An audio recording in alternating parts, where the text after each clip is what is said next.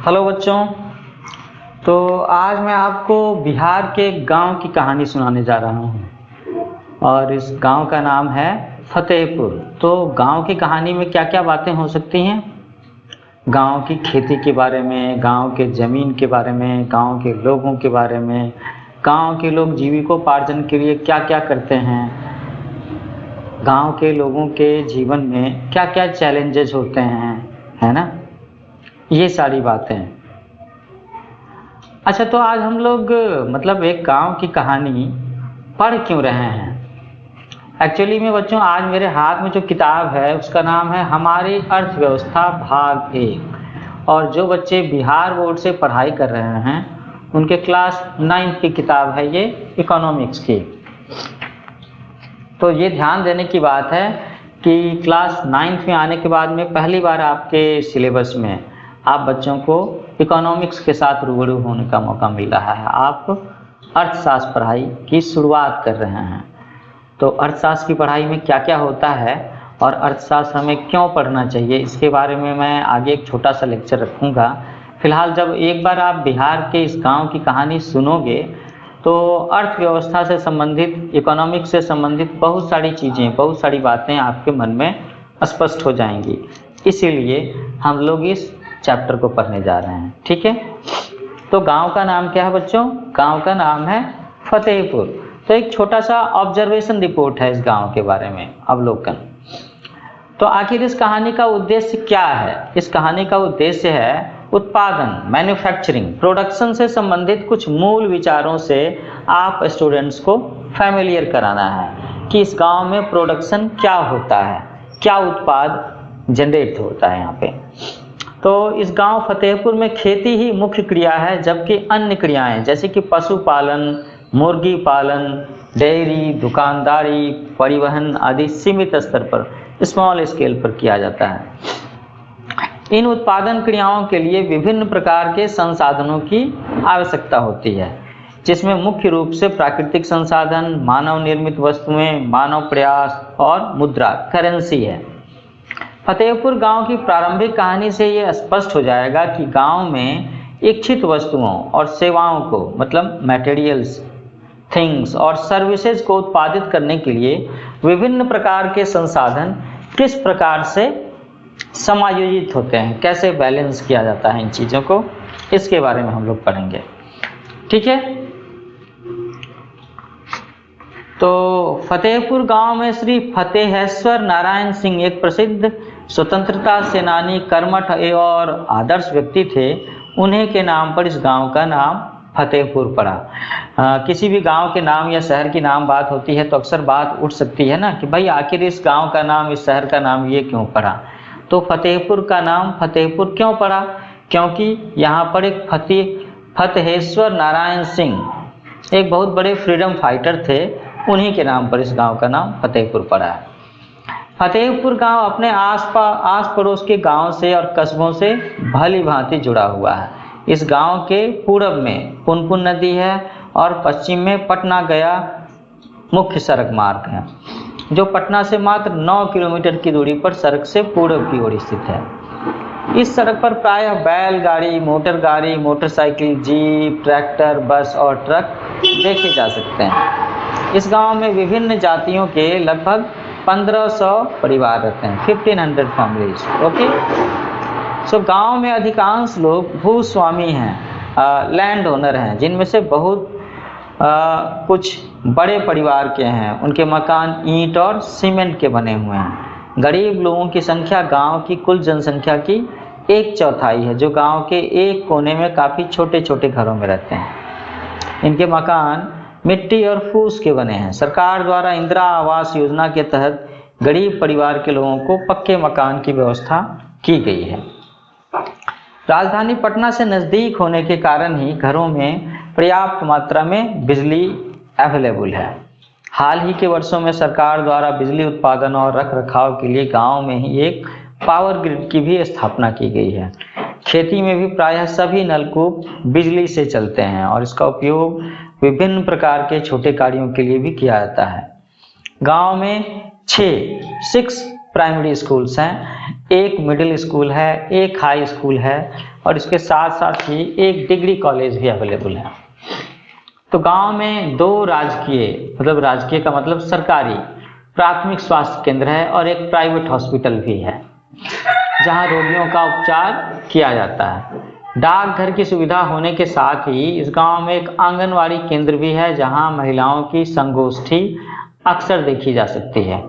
कला मंच, स्टेज, सामुदायिक भवन, सामुदायिक शौचालय और प्रसिद्ध काली मंदिर आधुनिक आकर्षण का केंद्र भी है यहाँ पे, तो इस गांव में अवेलेबल है। अच्छा, तो ये जो डिटेल्स हम लोगों ने इस गांव के बारे में पढ़ा, तो इससे क्या पता चलता है कि फतेहपुर गांव जो है वो आमतौर पर हमारे मन में जो गांव का चित्र उभर करके आता है, जो कस्बे होते हैं, उसकी तुलना में यह फतेहपुर गांव काफ़ी आधुनिक और उन्नत है। आपने पढ़ा ना कि यहाँ पर बिजली हर घर में अवेलेबल है और किसानों को बिजली से चलाने वाले सारी मशीनरी भी अवेलेबल है। यहाँ सड़क परिवहन के साधनों, बिजली, सिंचाई, विद्यालयों, कॉलेज और स्वास्थ्य केंद्रों का पर्याप्त विकसित तंत्र है, एक मतलब डेवलप्ड सिस्टम है। इन सुविधाओं की तुलना आप अपने निकट के गांव में अवेलेबल सुविधाओं के साथ में कर सकते हैं। मुझे तो ऐसा लगता है जो बातें फतेहपुर गांव के बारे में है, तो हम कह सकते हैं कि ये आज के समय का एक स्टैंडर्ड विलेज है, ये एक आदर्श गांव है जिसमें सरकार की सारी योजनाओं का भली भांति इम्प्लीमेंटेशन हुआ है ना। आप देखो कि स्कूल्स अवेलेबल हैं, पोस्ट ऑफिस है, बस अड्डे अवेलेबल हैं, प्राइमरी हेल्थ सेंटर्स अवेलेबल है, सारी चीज़ें हैं। तो हम जानते हैं कि उत्पादन के द्वारा ही समाज में वस्तुओं और सेवाओं का सृजन होता है। उत्पादन दैट इज प्रोडक्शन। अगर उत्पादन नहीं होगा तो खपत कैसे होगी, और खपत कंजम्पशन की जरूरत तो बनी रहती है ना। तो ये उत्पादन ही है जो हमारी आवश्यकताओं को संतुष्ट करती है। गांव, कस्बा, शहर, राज्य, देश, विश्व की ओर हम देखते हैं तो लोग अपने जीविकोपार्जन के लिए, ऑक्यूपेशन के लिए किसी न किसी प्रकार के काम में इन्वॉल्व होते हैं, जैसे कि खेतीहर किसान, खेत कारखानों में काम करने वाले मजदूर, कारीगर, शिक्षक, डॉक्टर, इंजीनियर, दुकानदार। ये समाज के अलग अलग क्लास हैं, विभिन्न वर्ग हैं जो किसी न किसी कार्य में लगे हुए हैं। या तो वो किसी सर्विस को प्रोवाइड करते हैं या फिर किसी प्रोडक्ट को जनरेट करते हैं। तो फतेहपुर की कहानी हमें किसी भी गांव में विभिन्न प्रकार के उत्पादन संबंधी गतिविधियों के बारे में बताएगी, वहां के सिनेरियो को समझने में हेल्प करेगी। बिहार के गांव में खेती ही उत्पादन की प्रमुख गतिविधि है। ये बिहार के गांव में ही नहीं, देश के मैक्सिमम गांव में यही स्थिति है। अन्य उत्पादक गतिविधियां जिन्हें हम गैर कृषि क्रिया कहते हैं, उसमें क्या हो सकता है? लघु विनिर्माण, परिवहन, पशुपालन, एनिमल हस्बेंड्री, है ना, दुकानदारी, डेयरी, ये सारी चीजें शामिल हैं। खेती में आई नई तकनीक और क्रांति के बाद गांव के लोगों में आज भी कृषि का परंपरागत तरीका, ट्रेडिशनल तरीका अभी भी पॉपुलर बना हुआ है। तो बच्चों, अब हम बातें करेंगे उत्पादन के बारे में। What do you mean by production? बार बार हम लोगों ने यहाँ पर उत्पादन की बात की है ना। So what is production? तो एक्चुअली अर्थशास्त्र में उत्पादन का अर्थ उपयोगिता का सृजन करना है, कि हम ऐसी चीज बनाएं जो हमारे आपके काम आ सके, दैट इज प्रोडक्शन। तो उत्पादन के साधन को जानने से पहले हम उत्पादन के बारे में थोड़ा और अंडरस्टैंडिंग डेवलप करने की कोशिश करते हैं, और यही अर्थशास्त्र के अध्ययन का, उसके स्टडी का सबसे इंपॉर्टेंट भाग है। उत्पादन के द्वारा ही समाज में वस्तुओं एवं सेवाओं का सृजन होता है जो हमारी आवश्यकताओं को संतुष्ट करती है। परंतु यहाँ पर यह ध्यान रखना आवश्यक है कि उत्पादन का अर्थ किसी भौतिक वस्तु का निर्माण करना भर नहीं है। कई बार हम कुछ सर्विसेज भी तो प्रोवाइड करते हैं, बल्कि मनुष्य अपने आर्थिक प्रयास से प्रकृति द्वारा उपलब्ध किए गए पदार्थों के रूप, स्थान और अधिकार में परिवर्तन ला करके उन्हें अधिक उपयोगी बनाता है। जैसे सपोज करो ना कि एक लकड़हारा जंगल से लकड़ी काट करके लाता है और एक बढ़ई उस लकड़ी से फर्नीचर्स बनाता है, तो उसने लकड़ी के मूल स्वरूप को चेंज किया ना, तभी तो उसकी उपयोगिता बढ़ी। नहीं तो ऐसे में लकड़ी का एकमात्र उपयोग क्या था कि भाई आप जलाने के लिए इस्तेमाल करो या घर बनाने के लिए इस्तेमाल करो, बस हो गया।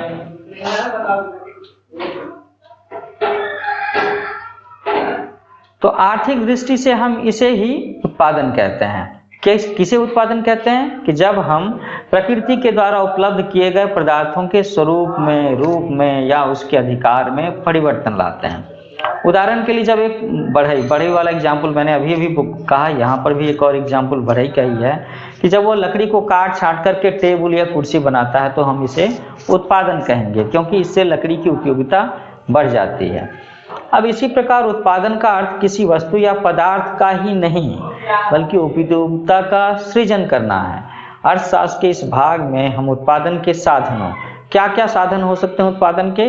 भूमि, लैंड, श्रम दैट इज लेबर, पूंजी दैट इज कैपिटल, संगठन, टीम या कोऑपरेशन कह सकते हैं, और उद्यम इंडस्ट्री, और उत्पादन के तरीकों और सिद्धांतों के बारे में बातें करेंगे हम लोग। Now we will discuss about what are factors of production, क्या क्या चीजें हैं जिसके जरिए हम उत्पादन कर सकते हैं और उत्पादन प्रभावित होता है ना। वस्तुओं तथा सेवाओं के उत्पादन के लिए कुछ साधनों की आवश्यकता पड़ती है जिन्हें उत्पादन के साधन कहते हैं, अर्थात जो उत्पादन की क्रिया में सहयोग देता है वह उत्पादन का साधन है। उदाहरण के लिए जैसे हमें क्या चाहिए? अन्न उपजाने के लिए खेत चाहिए, जमीन चाहिए, हल बैल, बीज, मजदूर, सिंचाई, दवा, ये सारी चीजें चाहिए होती है। उसी तरह से अगर फैक्ट्री में काम करते हैं वहाँ उत्पादन करने के लिए क्या चाहिए होगा? यू विल नीड भूमि, मकान, मशीन, मजदूर, पूंजी, संगठनकर्ता, ऑर्गेनाइजर है ना, टीम मैनेजर, बाजार इत्यादि का सहयोग आवश्यक होता है। तो इस प्रकार उत्पादन के विभिन्न साधनों की आवश्यकता पड़ती है। तो हम एक छोटा सा नोट बना सकते हैं कि उत्पादन के साधन क्या क्या हैं? भूमि, श्रम, पूंजी, व्यवस्था या संगठन, और पांचवी बात हो गई उद्यम या साहस जो हम करते हैं। और उत्पादन के 5 जो मुख्य साधन हैं वो यही हैं। अब हम लोग एक एक करके इसे ही समझेंगे। अच्छा, एक बार हम लोग इसके ना इन जो 5 साधन हैं, फैक्टर्स हैं, इनके इंग्लिश नेम को भी देख लेते हैं। That is land, labour, capital, organisation and enterprise. अब हम बातें करते हैं लैंड के बारे में, भूमि के बारे में। उत्पादन के लिए सर्वप्रथम भूमि की आवश्यकता पड़ती है। साधारण अर्थ में भूमि से हमारा मतलब जमीन तथा उसकी ऊपरी सतह से है, लेकिन अर्थशास्त्र में भूमि से मतलब होता है प्रकृति के द्वारा दिए गए सारे मुफ्त उपहार से। जैसे कि आपकी भूमि के अंतर्गत भूमि की ऊपरी सतह के अतिरिक्त पहाड़, जंगल, नदी, समुद्र, हवा, धूप, खनिज दैट इज मिनरल, ये सब के सब इसमें शामिल हैं। अर्थात प्रकृति द्वारा मुफ्त में दी गई चीजों को हम भूमि कहते हैं। प्रकृति के द्वारा इन मुफ्त उपहारों से सदा उत्पादन में सहायता मिलती है। भूमि उत्पादन का एक निष्क्रिय साधन, एक पैसिव फैक्टर है, लेकिन फिर भी हम इसे उत्पादन का फंडामेंटल साधन कह सकते हैं, क्योंकि इसके बिना तो उत्पादन हो ही नहीं सकता। एक बहुत बड़े अर्थशास्त्री रहे हैं प्रोफेसर मार्शल। उनके अनुसार भूमि का मतलब केवल जमीन की ऊपरी सतह से ही नहीं, वरन उन सभी पदार्थों तथा शक्तियों से है जिन्हें प्रकृति ने मानव की सहायता के लिए भूमि, जल, वायु, प्रकाश तथा गर्मी के रूप में निःशुल्क, फ्री ऑफ कॉस्ट प्रदान किया है। तो भूमि एक प्रकार का प्राकृतिक संसाधन है, नेचुरल रिसोर्स है, अतः इसका सावधानी पूर्वक उपयोग करने की जरूरत है। वैज्ञानिक रिपोर्टों से ये पता चलता है कि खेती की आधुनिक विधियों ने, जो मॉडर्न टेक्निक्स है ना, उसने प्राकृतिक संसाधन का अत्यधिक प्रयोग किया है। तो ओवर यूटिलाइजेशन से दिक्कत तो होती ही है ना। अनेक क्षेत्रों में हरित क्रांति के कारण उर्वरकों के अधिक प्रयोग से मिट्टी की उर्वरकता कम हो गई है। जब लोगों ने फर्टिलाइजर का बहुत ज़्यादा इस्तेमाल किया तो कहीं कहीं पर भूमि की उर्वरक क्षमता, जो उसकी फर्टिलिटी है, उसमें कमी के भी इंडिकेशंस मिल रहे हैं। अच्छा, भौतिक साधनों के निर्माण में प्रकृति का अत्यधिक दोहन होता है। अब जैसे प्रकृति तो हमें रोकती नहीं ना, वो हमें बोल करके नहीं रोकती, टोकती नहीं, उसने कोई नियम नहीं बना रखा है, लेकिन हमें प्रकृति के नियमों को समझना होता है। जैसे एक मकान के निर्माण के लिए अनेक वृक्षों को काटना पड़ता है, तो ये कहीं से भी अच्छी बात है क्या? ठीक है, आपने एक जगह पर घर बना लिया, लेकिन जितने पेड़ों को काटने की जरूरत पड़ी, हमें उतने पेड़ कहीं न कहीं और या उससे ज़्यादा लगाए जाने चाहिए। इसलिए क्योंकि धरती पर आबादी बढ़ रही है, तो उस हिसाब से लोगों की ऑक्सीजन की ज़रूरत भी तो बढ़ रही है ना। अच्छा, तो अब हम भूमि के बारे में क्या कह सकते हैं? भूमि स्थिर है, लैंड इज स्टैटिक, वो डायनामिक नहीं है, अपना जगह नहीं बदलती। फतेहपुर में खेती उत्पादन की प्रमुख प्रक्रिया है। यहाँ काम करने वालों में 75% लोग अपनी जीविका के लिए, ऑक्यूपेशन के लिए एग्रीकल्चर पर ही डिपेंडेंट हैं। वे किसान हो सकते हैं और कृषि श्रमिक हो सकते हैं, खेतों में काम करने वाले मजदूर हो सकते हैं। इन लोगों का हित खेतों में उत्पादन प्रक्रिया से जुड़ा हुआ है। खेती में प्रयुक्त भूमि क्षेत्र वस्तुतः स्थिर होता है, तो जो भी जमीन हम खेती के लिए इस्तेमाल करते हैं वो स्थिर ही तो होती है ना। फतेहपुर गांव में 1960 से आज तक जुताई के अंतर्गत भूमि क्षेत्र में कोई विस्तार नहीं हुआ है। प्रारंभ में इस गांव की कुछ बंजर भूमि को कृषि योग्य भूमि में बदल दिया गया था। तब से अब तक इस गांव में कृषि योग्य भूमि क्षेत्र में कोई विस्तार नहीं हो सका है। कृषि योग्य भूमि किसे कहेंगे? कल्टीवेबल लैंड, ऐसी जमीन जिस पर हम खेती कर सकते हैं। कोई भी जमीन को हम कृषि योग्य भूमि नहीं कहेंगे, वही जमीन जिस पर खेती की जा सकती है, फसल उपज सकती है। अच्छा, ये भूमि मापने की जो मानक इकाई है, जो स्टैंडर्ड यूनिट है, जो सब जगह पॉपुलर है, यूज होता है, वो हेक्टेयर है। लेकिन अभी भी आप गांव में सुनोगे लोगों के मुंह से कि भूमि का माप वो एकड़ में करते हैं, बीघा, कट्ठा, धूर में करते हैं। तो ये जो है ना, ये सब की सब रीजनल यूनिट्स हैं। 1 हेक्टेयर 100 मीटर की भुजा वाले वर्ग के क्षेत्रफल के बराबर होता है। 1 हेक्टेयर का मतलब कितना हो गया? 100 मीटर लंबा, 100 मीटर चौड़ा स्क्वायर। तो 100 गुने 100 क्या हो गया? 10,000 स्क्वायर फीट का एरिया। तो क्या आप 1 हेक्टेयर के मैदान में क्षेत्र की तुलना में अपने स्कूल के मैदान से कर सकते हैं, बता सकते हैं कि आपका स्कूल का मैदान 1 हेक्टेयर है या नहीं है? अब जैसे बिहार में जो रीजनल्स यूनिट हैं, यहाँ पर क्या होता है कि 1 बीघा का मतलब होता है 20 कट्ठा, और 1 कट्ठे में 20 धूर होते हैं। अच्छा, अब 1 धूर में कितना स्क्वायर फीट जमीन होगा, ये मैं जरा पता करके बताऊंगा, और इसे मैं इस लेक्चर के डिस्क्रिप्शन बॉक्स में शेयर करूंगा। तो बच्चों, बिहार में लगभग अधिकांश भूमि पर खेती की जाती है। कहीं भी भूमि है, जमीन है, तो किसान क्या करेगा? खेती ही करेगा। सबसे पहले उसके मन में यही बात आती है। कोई भूमि बेकार नहीं छोड़ी जाती। जुलाई से अक्टूबर बरसात के मौसम में खरीफ फसल में किसान मुख्यतः धान और हरी सब्जियां उगाते हैं। इसके बाद नवंबर से फरवरी जाड़े के मौसम रबी फसल में वे प्रायः गेहूं, दलहन, तिलहन और आलू की खेती करते हैं। उत्पादित अनाजों में से किसान अपने खाने के लिए रख करके बाकी के खाद्यान्न फसलों को, बाकी के क्रॉप को वो पास की मंडी में सरकार को बेच देते हैं।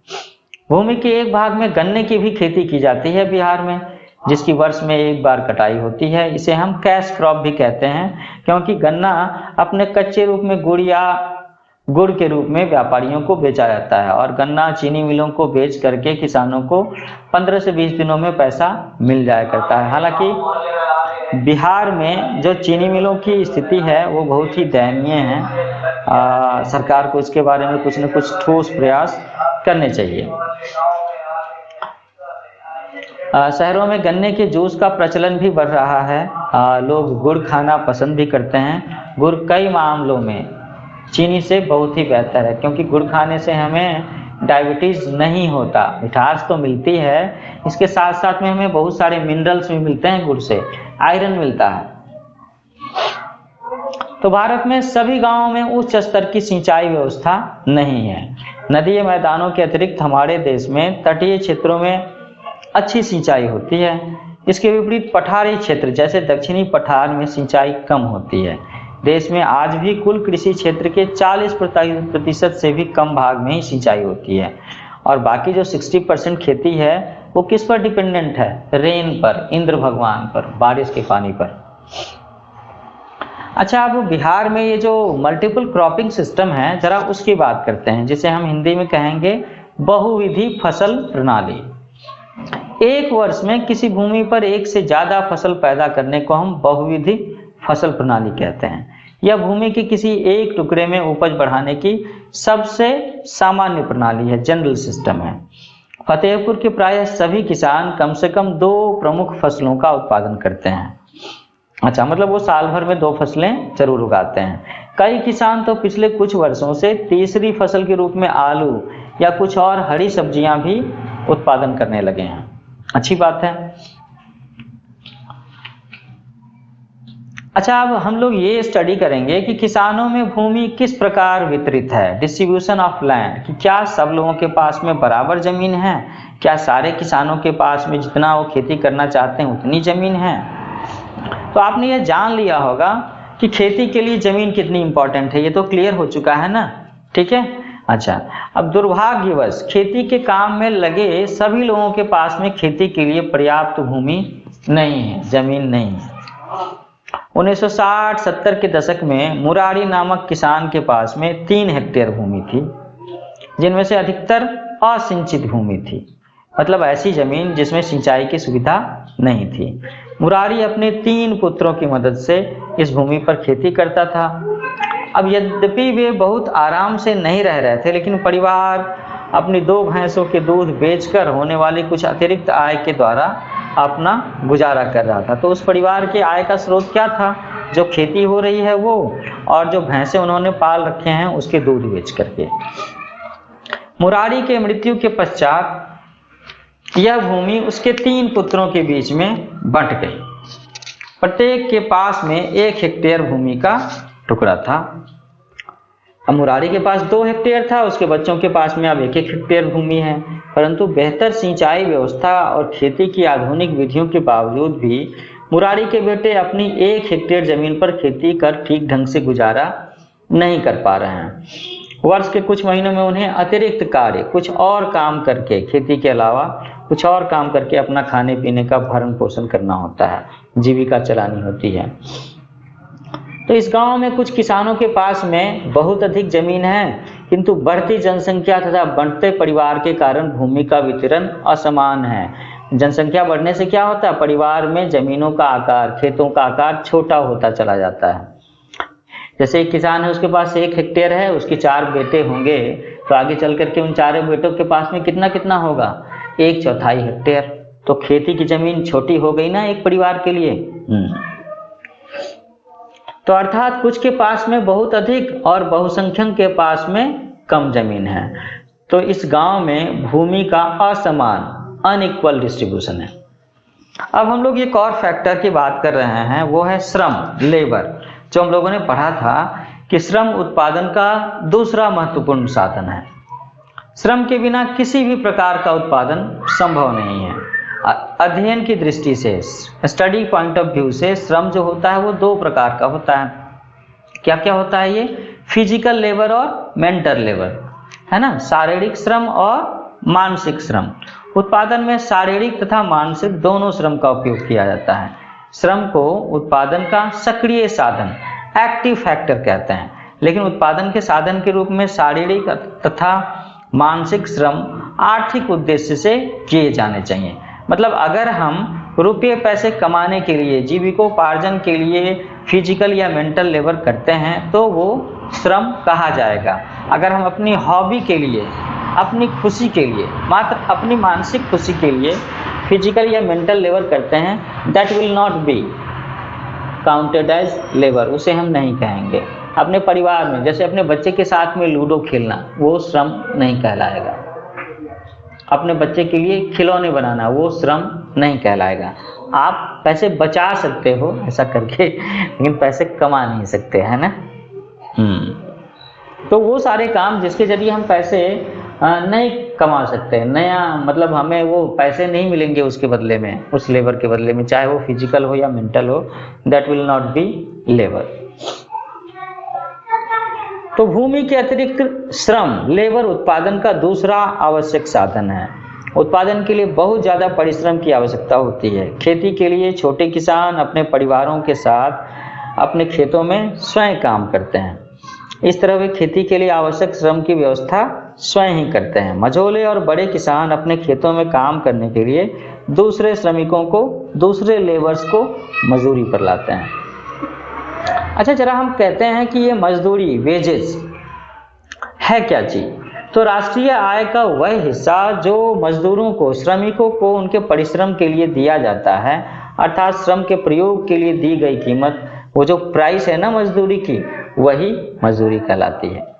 श्रम शारीरिक अथवा मानसिक हो सकती है। आप सपोज करो कि आपका मकान बनाने का काम चल रहा है और आपके यहाँ 2 राजमिस्त्री और 4 लेबर काम करते हैं, ठीक है। तो वो जो लेबर जिसे आप दिन भर में राजमिस्त्री की मदद करने में वो क्या करेगा? बालू लाएगा, सीमेंट और बालू का घोल बनाएगा, ईंटें उठा करके लाएगा, है ना।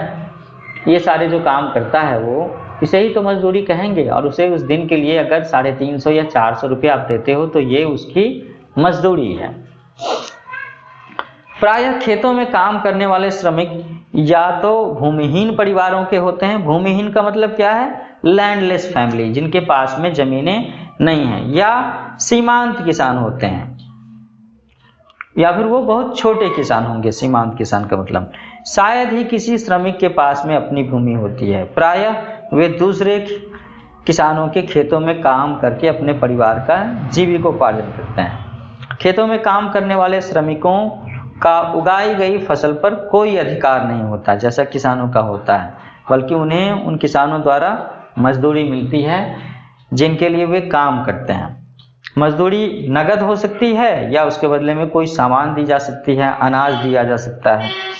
अच्छा, मैं यहाँ पर एक टेबल देख रहा हूँ जिसमें पाइस चार्ट में बताया जा रहा है कि कृषि क्षेत्र जो है वो किनके पास में है। 30% एरिया है छोटे किसानों के पास में, जिनके पास 2 हेक्टेयर से कम जमीन है, और 64% हिस्सा है मंझोले और बड़े किसानों के पास में, जिनके पास 2 हेक्टेयर से ज्यादा की जमीन है। तो ये 64% में कितने लोग आते हैं? अच्छा, फिर उसके बाद हम देख रहे हैं कि 20% किसान हैं जो 64% जमीनों के मालिक हैं, और 80% किसान वो हैं जो 36% के मालिक हैं। अच्छा, प्रोफेसर मार्शल ने क्या कहा था? प्रोफेसर मार्शल ने श्रम के बारे में कहा है कि श्रम का मतलब है मनुष्य के आर्थिक कार्य से है, चाहे वह हाथ से किया जाए या मस्तिष्क से किया जाए। आर्थिक कार्य का मतलब क्या है यहाँ पर? आर्थिक कार्य का मतलब है कि जिस काम के बदले में आपको पैसे मिलते हैं, जो काम आप जीविकोपार्जन के लिए करते हैं, ऑक्यूपेशन के लिए करते हैं, अपना फैमिली का खर्च चलाने के लिए करते हैं, अपने परिवार का भरण पोषण, एजुकेशन, मेडिकल एक्सपेंसेस। आपके परिवार का भरण पोषण या जीविकोपार्जन का मतलब क्या है? परिवार के सारे लोगों के लिए खाने पीने की व्यवस्था करना, बच्चों के एजुकेशन की व्यवस्था करना, बुजुर्गों के मेडिकल फैसिलिटीज, इलाज की व्यवस्था करना, घर के लोगों के लिए त्योहार या कपड़ों वगैरह की व्यवस्था करना, है ना। तो ये सारे खर्चे मीट करने के लिए आपको काम करने ही होते हैं, और इसी काम को हम लोग, जो हम आर्थिक उद्देश्य से करते हैं, पैसे कमाने के लिए करते हैं, चाहे शरीर से करें या मस्तिष्क से करें, उसे हम श्रम कहेंगे। और यही डिफाइन किया है प्रोफेसर मार्शल ने। तो बच्चों, यहाँ पर मैं इस चैप्टर का, इस लेक्चर का पहला हिस्सा कंक्लूड करता हूँ। इस लेक्चर का एक दूसरा हिस्सा भी रखेंगे, पार्ट 2 भी रखेंगे, जिसमें आगे चल करके हम लोग बात करेंगे कैपिटल के बारे में, ऑर्गेनाइजेशन के बारे में, इंटरप्राइजेस के बारे में, उत्पादन क्या होना चाहिए, importance of factors of production, उसके बारे में भी बातें करेंगे, कंज्यूमर गुड्स, प्रोड्यूसर गुड्स के बारे में बात करेंगे, है ना। ये सारी चीज़ें हम लोग इस लेक्चर के दूसरे हिस्से में बात करेंगे। तो बच्चों, आपको मेरा लेक्चर सेशन कैसा लगा? हालांकि हिंदी में लेक्चर रिकॉर्ड करने का ये एक शुरुआत है मेरी तरफ से, और मुझे लगता है कि आप सब बच्चों को अच्छा लग रहा होगा। इस लेक्चर को वे बच्चे भी सुन सकते हैं, देख सकते हैं जो CBSE NCERT के सिलेबस को फॉलो करते हैं, और उनकी किताबें इंग्लिश में हैं, और उनकी किताब की इंग्लिश या उनकी खुद की अंग्रेजी उतनी स्ट्रांग नहीं है, वो डेवलपमेंट के स्टेज में है। वो अपनी अंग्रेजी को मजबूत करने के लिए कोशिश कर रहे हैं। तो आपको इकोनॉमिक्स के कंसेप्ट समझने के लिए आप ये भी लेक्चर सुन सकते हैं। तो बिहार बोर्ड और यूपी बोर्ड के हिंदी भाषी बच्चों के लिए तो ये है ही, साथ में एनसीईआरटी बोर्ड के बच्चों के लिए भी ये फायदेमंद हो सकता है। ठीक है बच्चों, तो हम लोग इस लेक्चर के दूसरे भाग में जल्दी मिलते हैं। आप मेरे चैनल का नाम जरूर याद रखना, इसे शेयर करो, सब्सक्राइब करो, ताकि मैं मोटिवेट हो सकूं और आपके लिए और भी अच्छे अच्छे लेक्चर रिकॉर्ड करूं, है ना। तो हम लोग जल्दी मिलते हैं। Happy learning, bye.